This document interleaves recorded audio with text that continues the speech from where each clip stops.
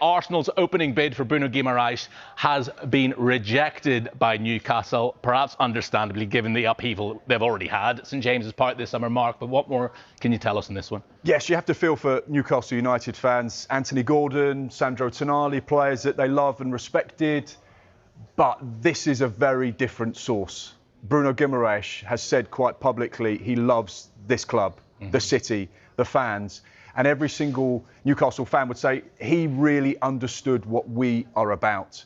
So to see him depart St James's Park would be a huge blow. We know there's been significant developments. And of course, there's been a lot of speculation and talk over the last few weeks now. And it feels like it's becoming a little bit of a saga. But there was breaking news on Sky Sports News earlier on today because the Arsenal opening bid for Bruno Guimaraes has been rejected by Newcastle, but talks continue. We know now that there is club-to-club talk, and despite all the noise on social media and all the transfer agitators saying that they've been speaking for weeks and weeks and weeks, we understand that this contact between Arsenal and Newcastle has only really happened in the last 24 hours.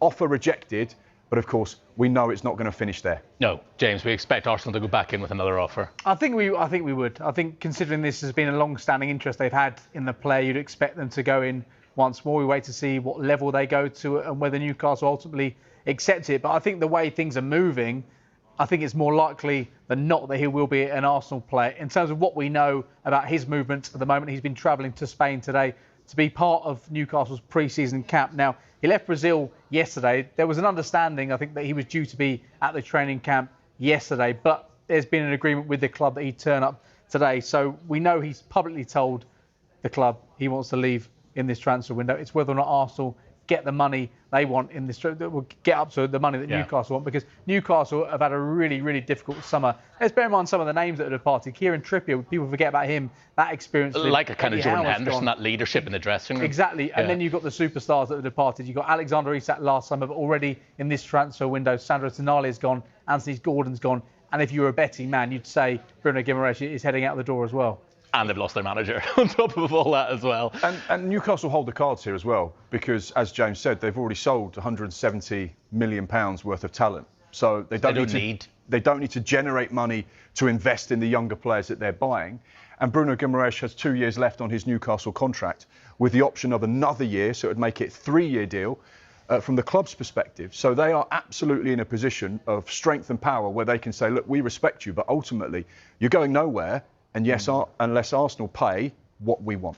I think the last thing they would want, though, Newcastle, is a situation they got themselves into last summer with Alexander Isak. Yes, brilliant. They got £125 million, a transfer record in this country. But the effect it had on them and their start of the season, I mean, already it's been a really frustrating pre-season for Newcastle fans. And now they've seen their manager depart as well. They want a swift resolution. So they'll give Arsenal what the asking price is. They want Arsenal to get to that, so this can be finalised and they can then reinvest in this squad once more, because the last thing Newcastle need is another transfer saga, which this is already threatening to become with all the talks that have gone on behind the scenes. But now at least we have that club-to-club contact. On the subject of frustrating pre-seasons, Mark, look, they're champions of England, and Arsenal fans might turn around and say, we're perfectly happy with the squad the way it is. It's now August the 3rd. We're, 18 days away from the season starting? Why have Arsenal taken so long to even get round to putting this offer in?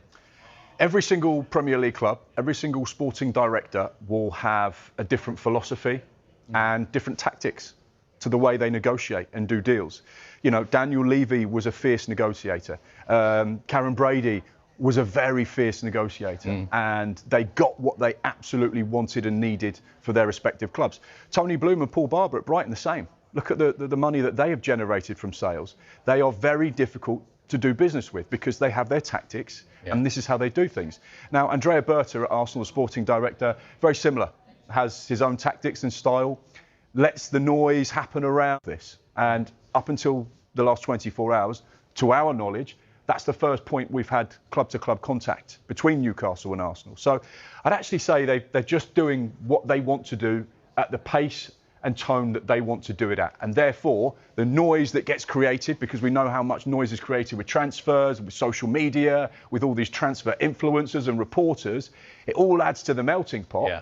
But until Arsenal and Newcastle get there to start stirring, nothing's going to happen. It just bubbles away, and that's what's been happening. And now they'll feel, right, we're in a really good position now.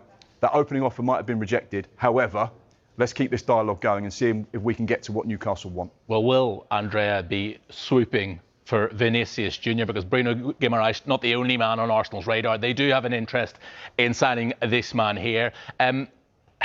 This Mark seems to be like, he's going to stay at Madrid. No, he isn't. Oh, he's going to. Where are we now? The Premier League champions want a marquee signing. Vinicius Jr. from Real Madrid, be that player, absolutely. Yes. He ticks all of those boxes. But this is not something that's a simple deal to make happen, because he is on huge, astronomical, ginormous wages. So Arsenal would completely have to restructure what they pay. And that's not always simple, because there will be other players at the football club that will walk in and say, well, hang on a second, why is this player being paid twice what I'm being paid? You know, I'm the captain, I'm the star man, I'm the goal scorer, I'm the star winger, I've come through the academy, whichever player. So you have to make sure you get the numbers right, otherwise it's a deal that won't happen. And at Real Madrid, he is on significant wages. And you've also seen this a lot in the past as well. Players at Real Madrid and players at other big clubs use interest from Premier League sides to just get them a little bit more of a sexy deal where they are. They can go and say, well, actually, I've got interest from the Premier League champions. You know, if you want me to stay at Real Madrid, you're going to have to give me a really good bumper contract. I want to stay, although there has been noises in the public domain that actually he'd be open and interested in potentially going to play for Arsenal. However, you just have to take it at face value. Huge wages.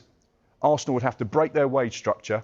Could this also be used as a vehicle for him to get a new deal at Real Madrid and play for Jose Mourinho? So one to keep an eye on, but we know that there is definite interest. Yeah, we've seen it so many times. Real Madrid players, 1 year, 2 years left in their contract, touted around into Premier League clubs. Manchester United have been caught covered with this many times. And Aurelio Tchouameni as well, he was a player who Manchester United wanted in this transfer window. He's got a new contract at Real Madrid as well. But he has reported to pre-season training today, as expected. Jose Mourinho wants to keep him. Real Madrid, no intention of selling him whatsoever. But as we know, 1 year left in his contract. They don't want to be in a situation. They've done it to so many clubs in the past, signing those players as free agents. They did it with Mbappe. Yeah. We've seen that before. They don't want to be in a similar situation where next summer they're seeing Vinicius Jr. go to Arsenal or another club in the Premier League or across Europe for absolutely nothing. It's usually the destination Real Madrid rather than a stepping stone, isn't it? So it would be some coup.